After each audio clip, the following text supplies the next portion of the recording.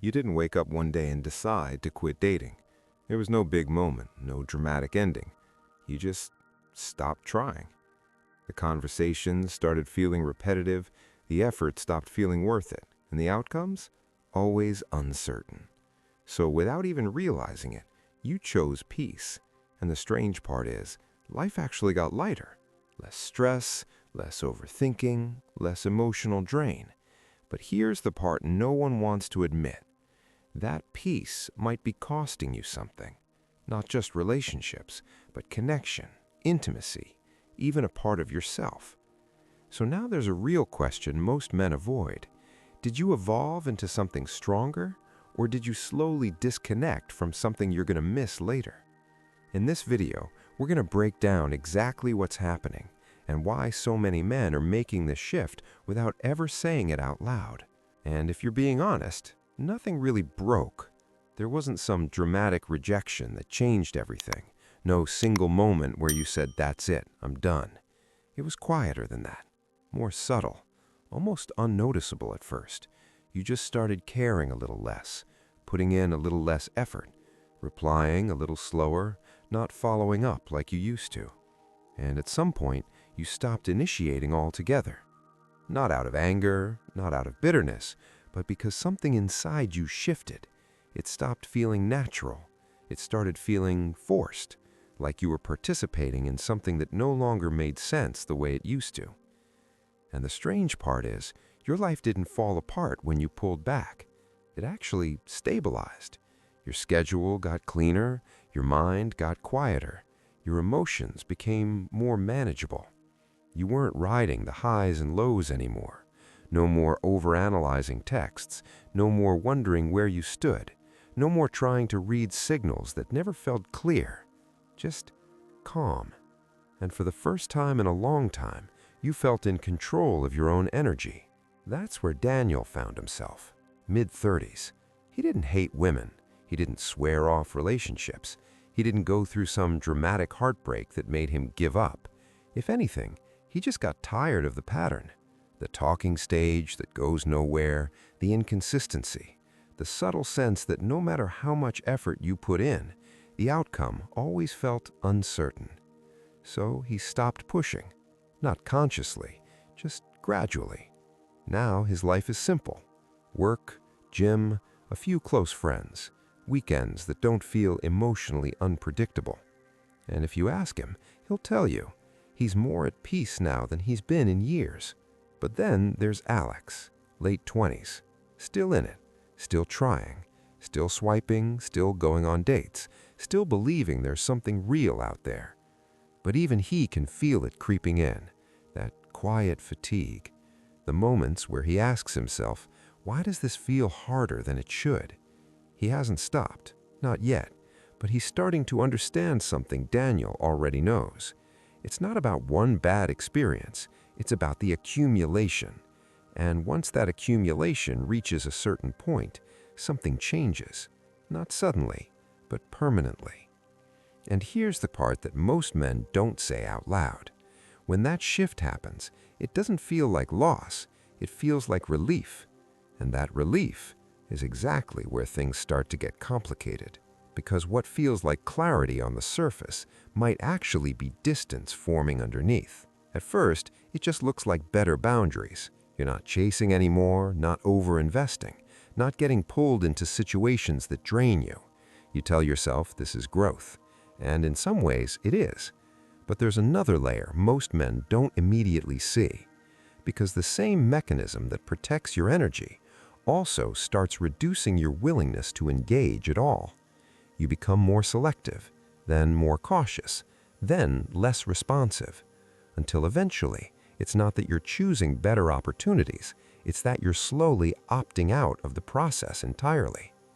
And the shift is so gradual, you don't notice what's disappearing with it.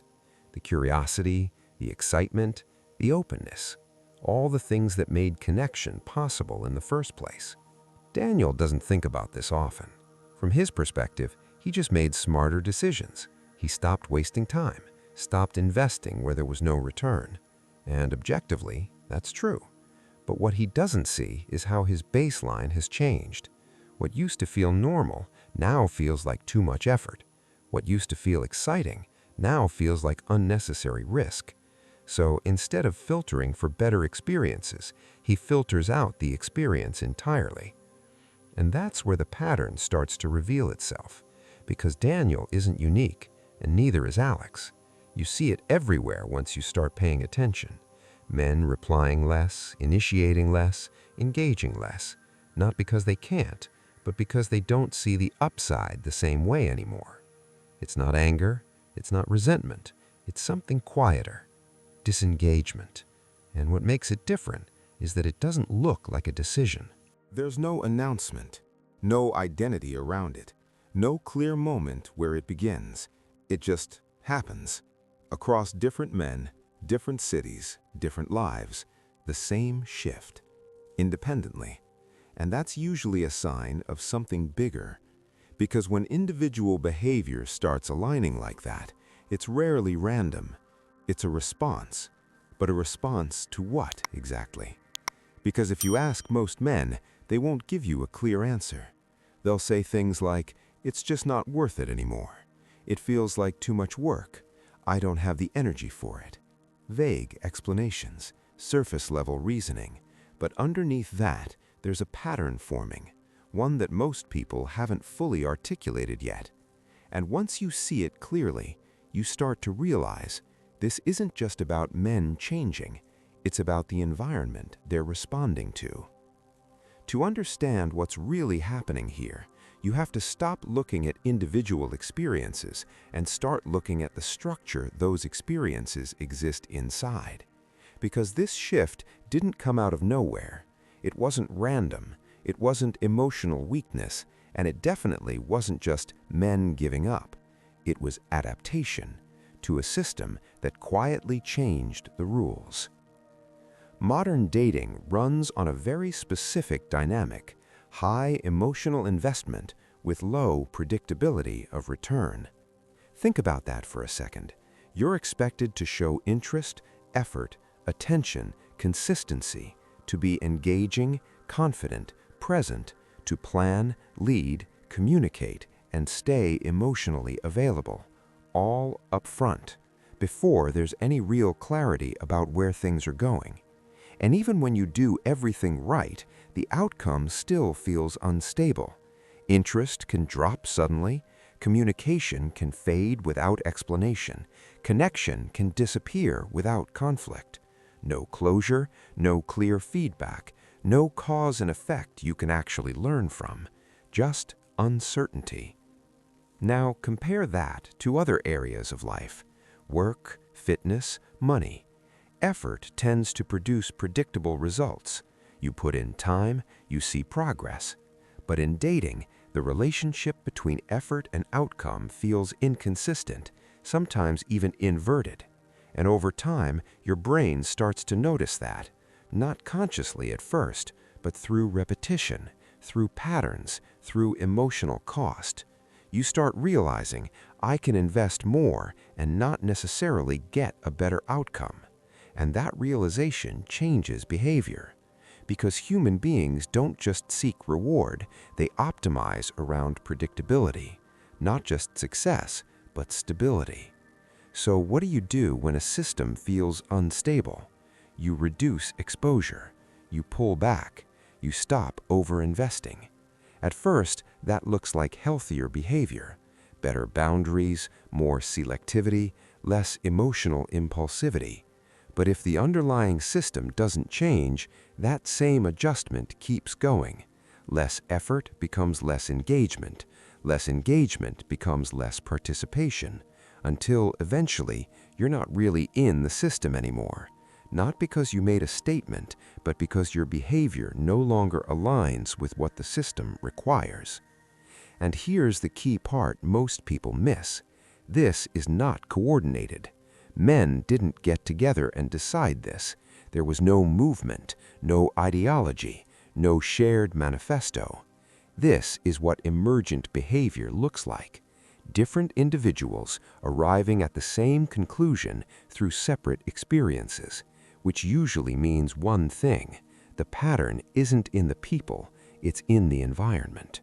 And once you see that, Daniel's behavior starts to make sense. Alex's fatigue starts to make sense. Even your own shift starts to make sense, because what feels personal is often structural. But that leads to a more uncomfortable question. If this is adaptation, what exactly are men adapting into? What men are adapting into is something that looks like strength on the outside, but feels very different on the inside. Because when you remove unpredictability from your life, you gain control. Your time is yours again. Your energy stays intact. Your emotions become easier to manage. There's less chaos, less second-guessing, less of that quiet anxiety that used to sit in the background of your day. And for a while, that feels like an upgrade, like you finally figured something out, like you matured past the need for all that instability. But here's where the perspective shifts, because what you're really doing is narrowing your exposure to uncertainty. And uncertainty isn't just where frustration lives, it's also where connection lives, where attraction builds, where emotional depth forms, where meaning tends to emerge.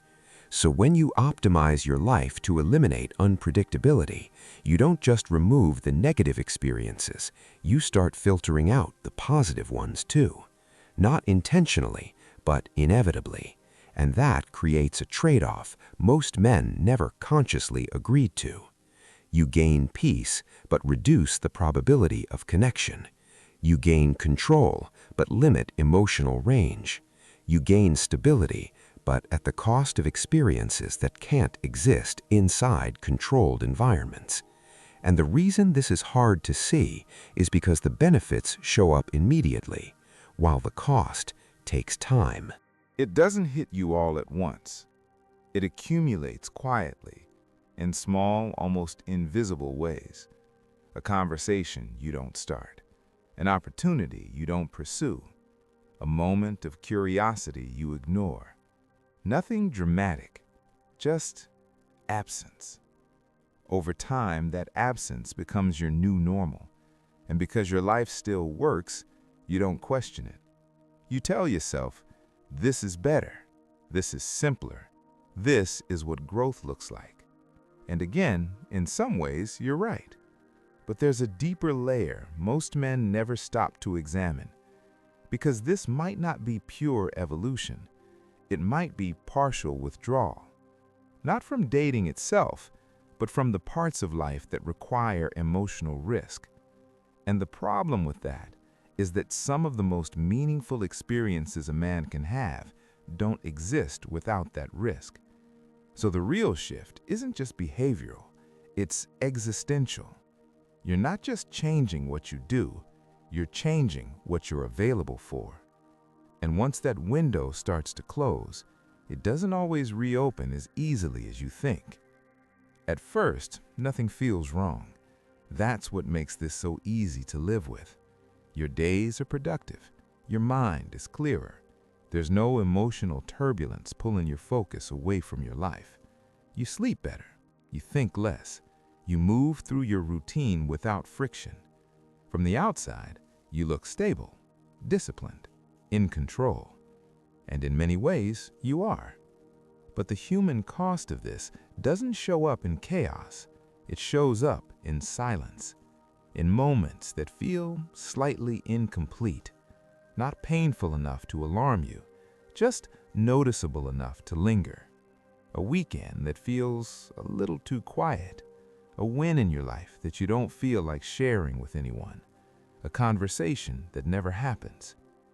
Daniel notices it sometimes, not constantly, not in a way that disrupts his life, but in small flashes. When he sees couples laughing in a way that feels natural, when a memory comes back from a time when things felt more alive, when he realizes it's been a long time since he felt genuinely excited about someone.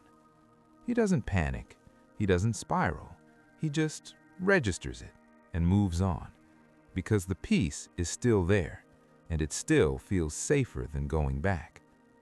Alex, on the other hand, feels something different. He's still trying, still engaging, But now there's hesitation where there used to be curiosity. A second voice in his head, one that wasn't there before, asking, is this worth it? Am I about to waste my time again? Should I even bother? And that voice changes how he shows up. Less open, less expressive, less willing to lean in, which subtly changes his outcomes and reinforces the very pattern he's starting to fear. So now you have two men, one who stepped away and one who's slowly getting there, both shaped by the same underlying experience, just at different stages. And neither of them would describe themselves as unhappy. That's the important part. This isn't misery. It's not heartbreak. It's not even loneliness in the traditional sense. It's something quieter, a kind of emotional flatness, where the lows are gone, but so are some of the highs. And over time, that range starts to matter more than you expect. Because as human beings, we don't just need stability. We need variation, contrast, moments that break the routine and remind us that we're actually feeling something. And when those moments disappear, life doesn't collapse. It just becomes narrower, more controlled, more predictable, but also less vivid.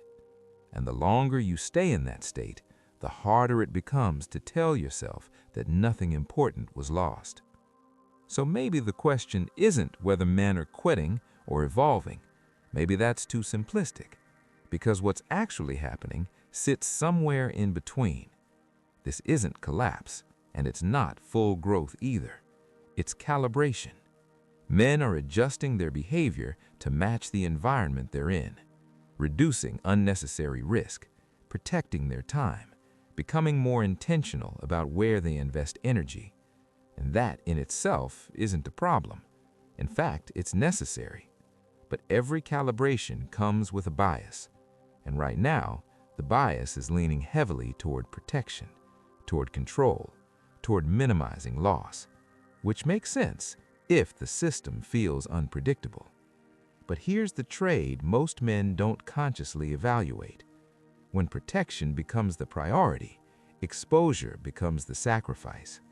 And without exposure, there's no real connection, no unpredictability, no emotional depth, no moments that break through routine and create something meaningful. So the goal isn't to go back to who you were, naive, over-investing, blindly optimistic. That version of you needed to evolve.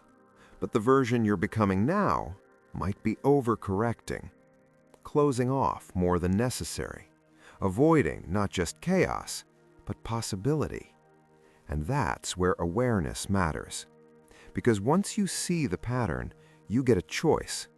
Not to jump back into the same cycle, not to force yourself into something that doesn't align, but to decide consciously what you're optimizing for. Is it pure stability, minimal emotional disruption, a life that feels controlled at all times? Or are you willing to reintroduce a certain level of uncertainty, knowing that it's the price of something deeper? Not all chaos is worth it, but not all peace is either. And the difference between growth and withdrawal often comes down to one thing. Are you choosing your distance, or are you just drifting into it? Because those two may look identical on the surface, but they lead to very different lives. So maybe nothing is wrong. Maybe you didn't fail. Maybe you didn't quit. Maybe you just adapted to something that stopped making sense the way it used to. And in doing that, you found peace. You simplified your life. You removed unnecessary stress. You took back control of your time and energy. And that matters. But at the same time, there's a question that doesn't go away. Not loud, not urgent, just persistent. What is that peace costing you over time? Not in theory, but in lived experience. In the conversations you never have, the connections you never explore, the parts of yourself that only show up when something real is at stake. because life doesn't always take things from you all at once. Sometimes it just slowly stops offering them. And if you're not paying attention, you won't even notice what disappeared. So this isn't about telling you to go back, or to start over, or to force yourself into something that no longer feels right.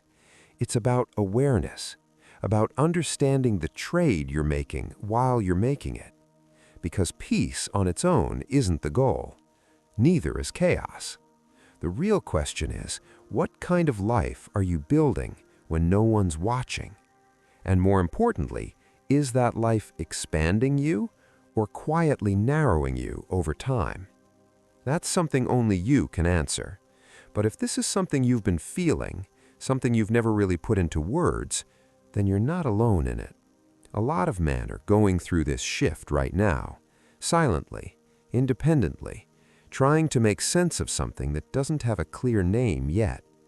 And that's exactly why this channel exists, to break down these patterns, to say the things most people don't say out loud, and to give you a clearer understanding of what's actually happening beneath the surface. So, if you want more videos like this, subscribe to the channel, because this isn't just about dating, it's about understanding the reality men are navigating today. And once you start seeing it clearly, you don't look at your life the same way again.